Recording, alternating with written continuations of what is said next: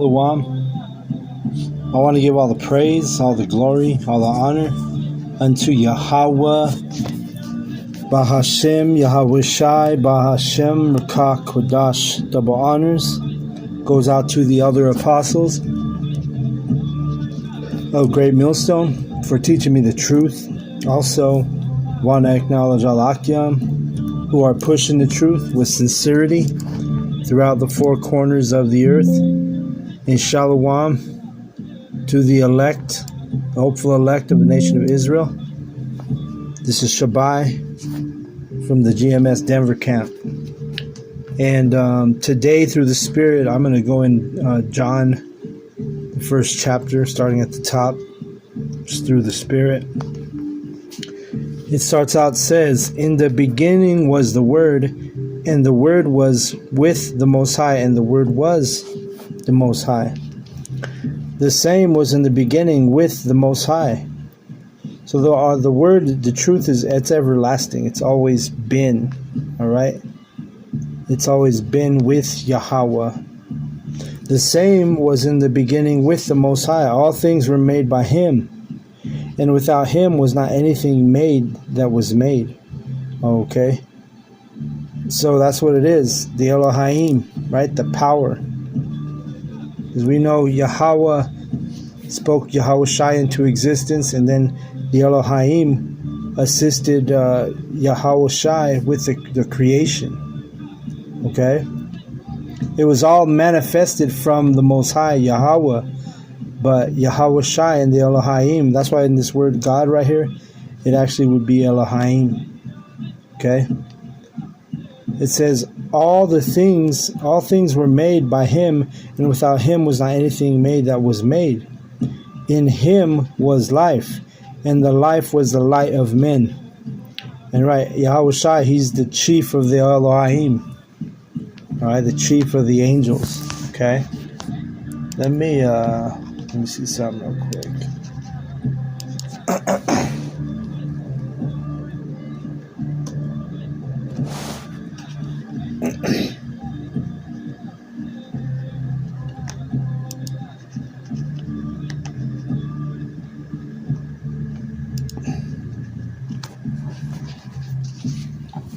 So the word Elohim, it means God, right? It actually means gods. Okay? Because remember, we are gods. We're not Yahweh, you know. Yahweh, obviously, he's the number one in order, the strongest power in the universe, right? The strongest entity in the universe. But the Elohim are the gods, which are the starts out with the Yahweh Shai, and then the 144,000, which are the prophets, which are the Elohim. Okay, remember Yahweh, He basically spoke Yahweh Shai into existence, and Yahweh Shai and the Elohim were the ones who did the work, if you will, right? Because Yahweh, He just speaks and it happens, right? He just has to command or just utter it from His imagination, from His mouth, right? And then you had us, Lord's will, I'm in that number of the 144,000, the Lord's prophets, the Lord's servants, the true prophets. But that's why it tells you here in Ephesians 1, I've been going in this a lot lately, but it says, Ephesians 1 and 4, according as He hath chosen us in Him before the foundation of the world, that we should be holy and without blame before Him in love, having predestinated us into the adoption of the children by Yahweh Shai HaMashiach to Himself, according to the good pleasure of His will. Okay? So, you know, we were there before the foundations of the world. We were there, you know. Basically, it's like Yahweh, He's like the foreman, right? Yahweh Shai and the Elohim are the workers that would actually We're actually doing the creation, doing the work. Just like right now, we're doing the Lord's work. Okay? It says, and the light shineth in darkness, and the darkness comprehended it not. Right? The light is Yahweh Shai. The light is this understanding. He's the truth, right? He represents the light and the truth. And it shines in darkness. That's why everybody doesn't receive this doctrine of ours, because not everybody is going to have light. You're going to have, you remember, the people are covered in gross darkness, as it tells you in the scriptures. Let's get that verse. It's in Isaiah 60 and verse 2. It says, for behold, the darkness shall cover the earth, and gross darkness the people. But Yahweh shall arise upon thee, and his glory shall be seen upon thee. And who is that upon who? It's upon the servants, the prophets. It starts out with Yahweh Shai. That's why it says in verse 3, and the Gentiles shall come to thy light, and the kings to the brightness of thy rising. Okay? So, the Gentiles are the strangers of Israel, the ones who are in darkness right now. But when they come across the knowledge and the ministry, they come across the camps, they come across the videos, and that light is shed upon them. And that's why it says the Gentiles shall come to the light.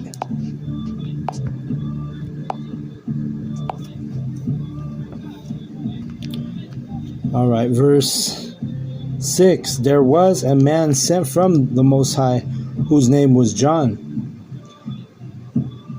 The same came for a witness, to bear witness of the light, that all men through him might believe. Right, and the light is Yahweh Shai.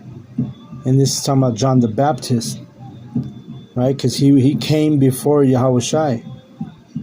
Right? In that time. You know, when Yahweh Shai was walking the earth in the flesh, John the Baptist came before him. But he was the one to like it says here, bear witness of the light. And that's why we also know that he was Elijah the prophet, right? Because he came before Yahweh Shai. In Malachi 4 and 5 it says, behold, I will send you Elijah the prophet before the coming of the great and dreadful day of Yahweh. And he shall turn the heart of the fathers to the children, and the heart of the children to their fathers, lest I come and smite the earth with a curse. And that's the same thing John the Baptist was doing. He was turning the heart, meaning the mind of the fathers to the children, and the children to their fathers. Meaning he was bringing the Israelites, who were Gentiles, in his day, he was bringing them to the light. He was the forerunner before Yahweh Shai. And then that's the same thing Elijah the prophet did, and that's the same thing the elder Abba Bivens did. He was the first one to teach the so-called blacks, Latinos, and Native Americans are the Israelites here in Babylon, America. So we know through the Spirit that John the Baptist, Elijah the prophet, and Elder Abba Bivens, they were all the same spirit, the same soul, in different times, in reincarnation, regeneration. All right? So,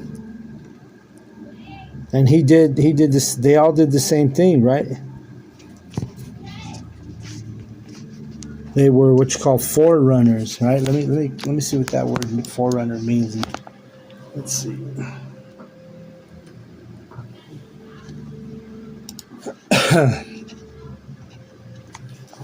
See, it says, a forerunner is a person or thing that precedes the coming or development of someone or something else. Another word is predecessor, ancestor. All right? Prototype, primogenitor. Okay? Another word is a herald, right? And we're heralds, Herald. I'll read the definition of a herald is an official messenger bringing news. A person or thing viewed as a sign that something is about to happen. And no, that's perfect, John the Baptist, Elder Abba Bivens, the prophet Elijah, they were all heralds. They were all forerunners. Okay? So let's keep reading.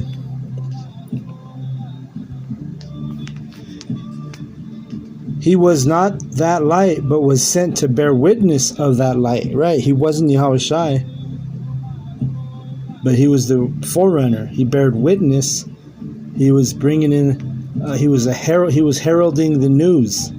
He was the official messenger bringing news of a sign of something that was about to happen. It says in verse 9, it says, that was the true light which the lighteth every man that cometh into the world. And that deals with the elect, every man of the elect that comes into the world of this ministry, this truth. He was in the world, and the world was made by him, and the world knew him not. See?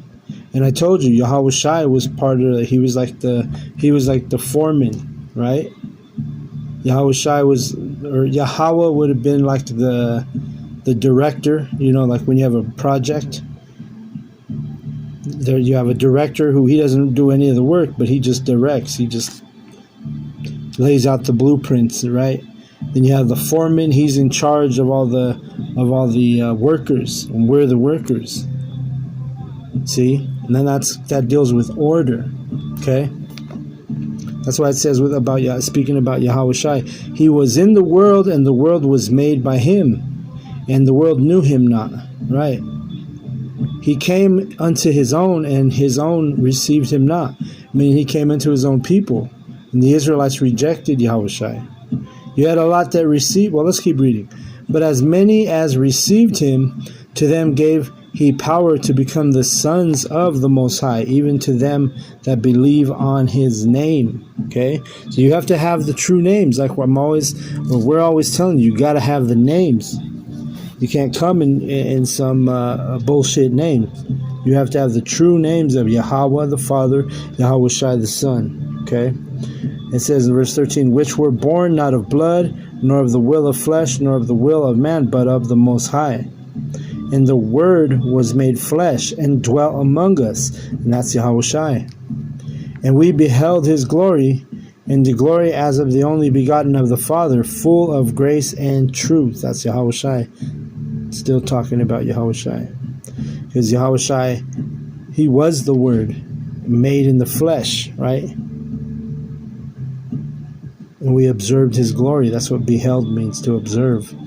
Verse 15, John bare witness of him, and cried, saying, this was he of whom I spake.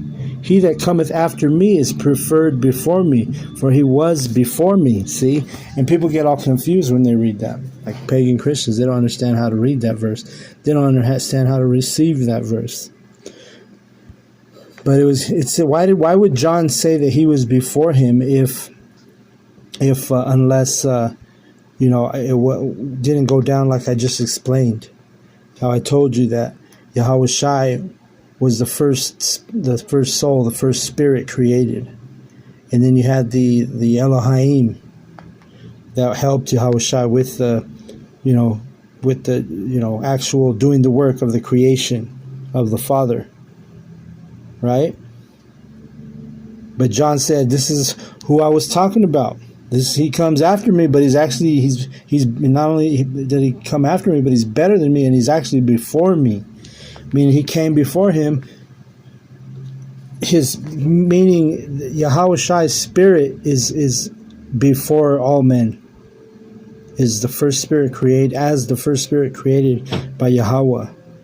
Okay? And of his fullness have all we received in grace for grace. For the law was given by Moses, but grace and truth came by Yahushua HaMashiach. Right? And so if it was up to the law, we would all be condemned. So Moses is the Levitical law. We wouldn't have salvation if not for Yahweh Shai, because we all fall short of the law. As long as we were in the flesh, we were going to fall short. That's why we needed Yahweh Shai to come. Okay? No man has seen the Most High at any time. The only begotten Son, which is in the bosom of the Father, hath declared him. And this is the record of John. When the Jews sent priests and Levites from Jerusalem to ask him, "Who art thou?" He confessed and denied not, but confessed, "I am not Hamashiach." Right?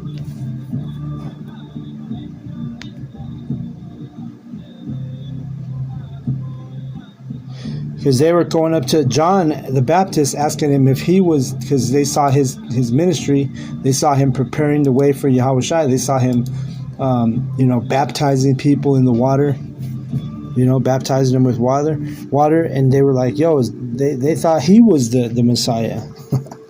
They thought John the Baptist was the Messiah, right? But he denied it. He says, "No, I'm not Hamashiach. I'm not the Messiah," right? And then they asked him, they asked him, "What then art thou, Elias?" And he said, "I am not. Art thou that prophet?" And he answered, "No." So he answered no, that he wasn't the prophet Elijah.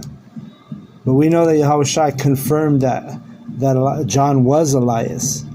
And this is what part of where the Christians, the pagan Christians, they get all stupid because they don't understand reincarnation. And that's what these Jews that were asking John the Baptist if he was Elijah, because Elias is the Greek way of saying Elijah, by the way. So they're asking him like, "Yo, are you Elijah the prophet?" Why would they ask him that if not for a reincarnation? They understood reincarnation, unlike the people of today, except for the prophets, where we understand all things according to these scriptures, because the Most High reveals his secrets unto us. But they're asking him like, "Are you Elijah?" And he's like, "No, I'm not." And I'll tell you why why did he answer that way? And because of, I'll show you why. Ecclesiastes 1:11. It says, "There is no remembrance of former things, neither shall there be any remembrance of things that are to come with those that shall come after." Okay? So he didn't have remembrance, because we don't have remembrance of who we were in our past life. And so John the Baptist, because when you go into that whole chapter, Ecclesiastes 1, it's talking about everything is made new, everything is refreshed. Because the word new means refreshed. Okay, so even people are refreshed, right? Talks about the cycles of the sun, talks about how, the cycles of the water. Everything is refreshed and made new, including people, including human beings. Meaning we are all reincarnated. We've been here before, but we don't have remembrance. Okay? So, let's see. What verse did I leave off? But that's why they were asking John if he was Elijah, but he told them no, because he didn't know that he was Elijah. He didn't have a remembrance of that. But remember, Yahweh Shai, he's the light. He had knowledge of almost everything. The only thing he had mentioned in the scriptures that he didn't have knowledge was the exact day or the hour when the end would come. Okay, so it says, he asked him, "Art thou Elias?" And he said, "I am not." "Art thou that prophet?" He answered, "No." All right, and let's get the account where Yahweh Shai confirmed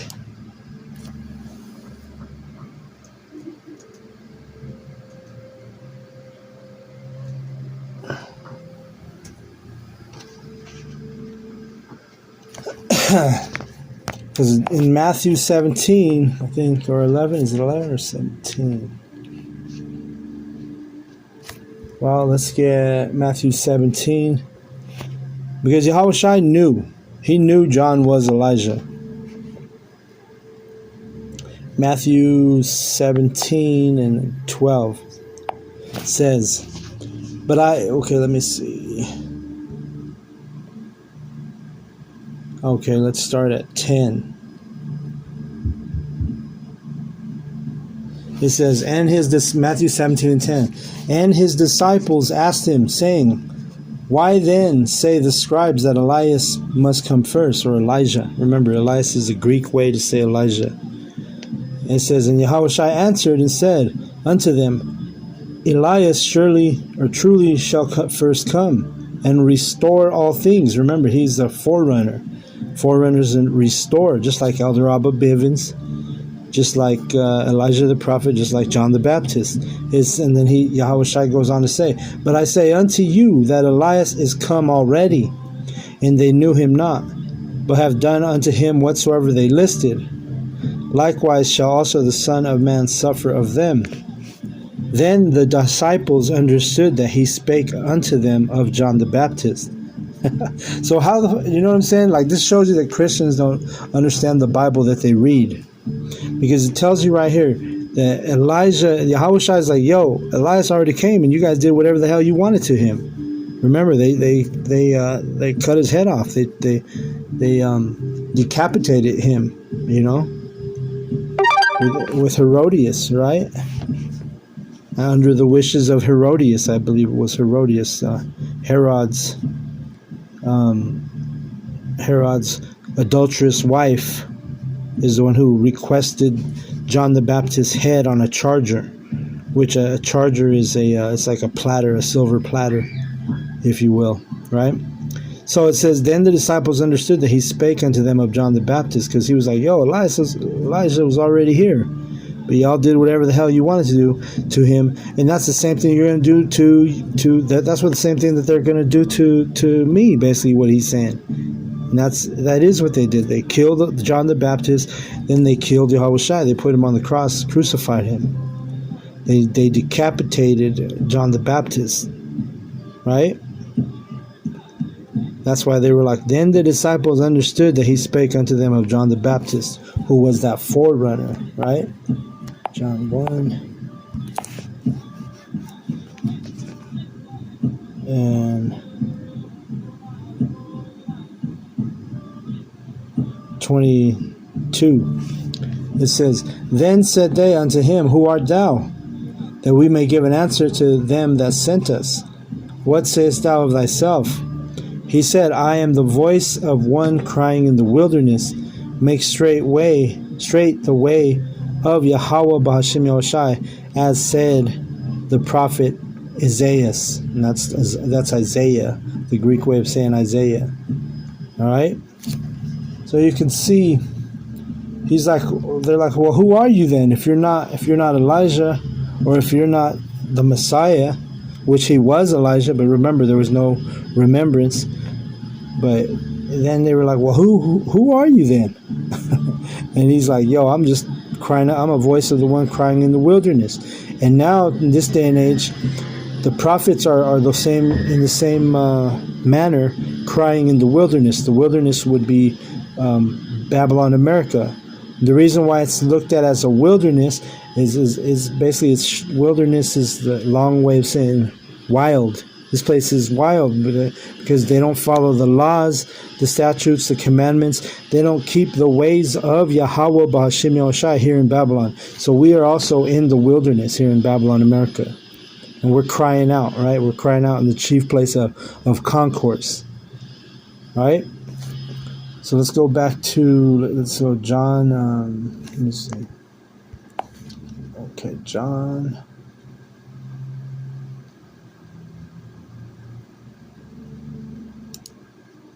1, or wait, Salakia. What was I going to grab next? Salakia.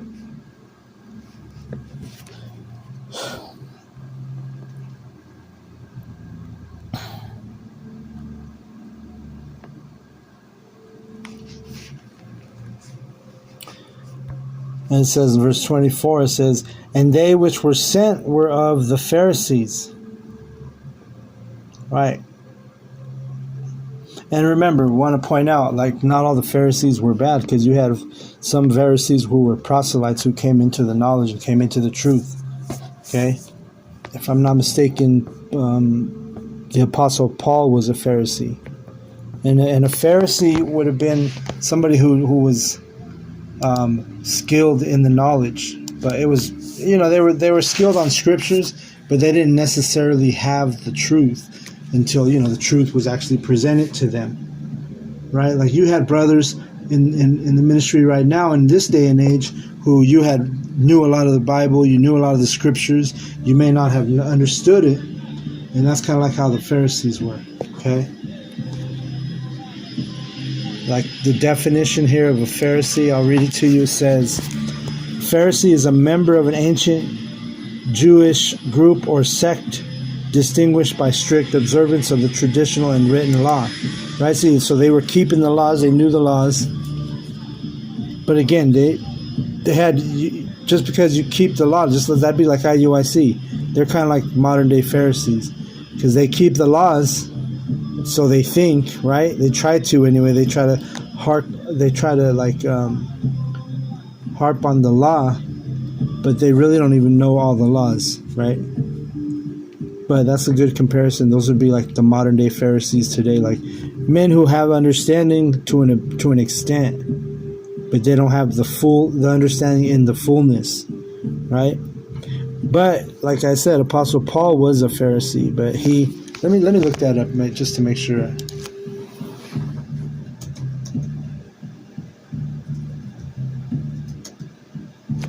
Let's see. Okay, I said, was the Apostle Paul a Pharisee? It said in the AI overview, it says, yes, the Apostle Paul was a Pharisee before his conversion to Christianity, right? And really what they're basically saying, until he came into the real truth, right?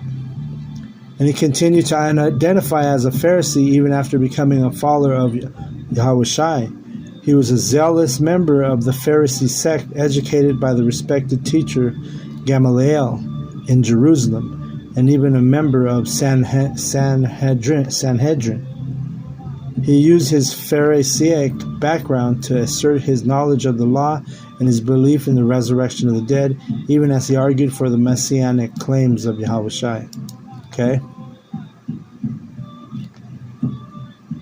So he had a background as a Pharisee, but he became a proselyte. A proselyte is somebody who leaves their philosophy or their doctrine to come into the truth. So the majority of the men on the street corners were literally proselytes, because we were probably following pagan Christianity. Some of us were following, Jehovah's Witnesses. Some of us was following, who knows, all those different doctrines that Babylon America offers up here. And then we became in the truth, and that's when we were, made better, if you will. Okay? So, let's see.